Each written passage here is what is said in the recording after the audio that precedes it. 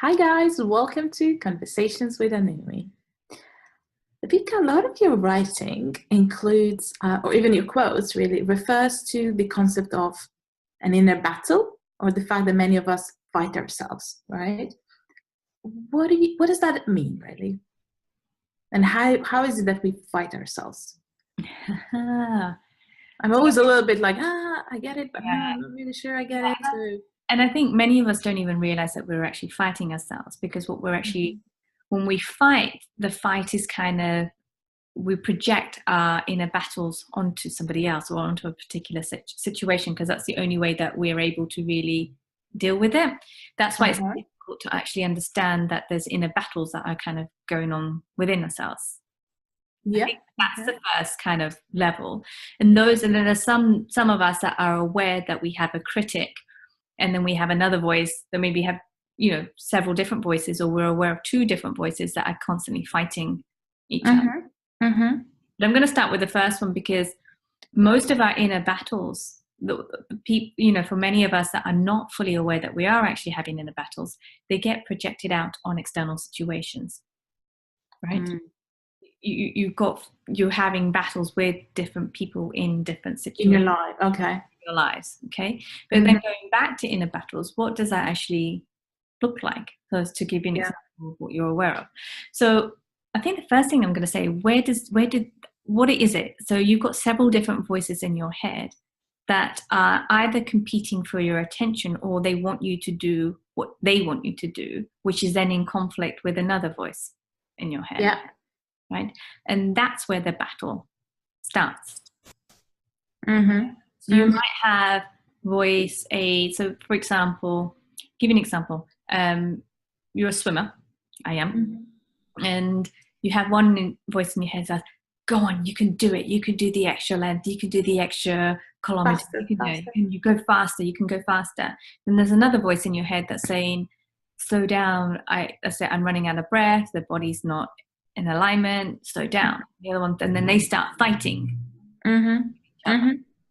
Technically, you probably wouldn't get that, but you will have something like that. There's one that's telling you to do one thing, and then there's another voice that's telling you to do another thing.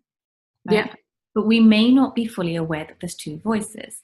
It almost for us can feel like a sense of confusion, and then we almost feel angry at ourselves. And then if we are unable to address that, we just start getting angry at people around us. That's how the inner battle kind of presents itself, because I think many of us are not even aware that we've got several different voices in our heads. And if we are aware of it because we don't know what to do with it, we just lash out, either on ourselves, beat ourselves up for it, to say, oh, shut up, you're that's it, I've had enough, it's too much noise in my head, or it just feels like absolute headache, or just too much noise, and also your head starts to feel heavy when you're in battles, So one of the things that you can actually do is try and pinpoint and identify the different voices and give them a persona. Hear a voice, imagine that you are on a talk show or something like that, and invite that voice onto the stage. This is a tool that I use quite a lot with my clients. Invite that voice onto a stage and ask them, who are you? What are you here for? What is your purpose? And I think that question is, what is your purpose, will give you something really, really powerful, because each of those voices, whether you like it or not, or you understand them or not, they're there to protect you and to serve you. And they're there for a reason. But what's happened is that when it becomes a battle, is they're all trying to look after you and your needs. But they're all coming at it from a different angle. Yeah. And they have not been trained to work with each other, because they may have been created out of a need to protect you at a particular point in time, to keep you safe. Yeah. So a lot of what we do, and a lot of what's going on in our heads, it's a safety mechanism.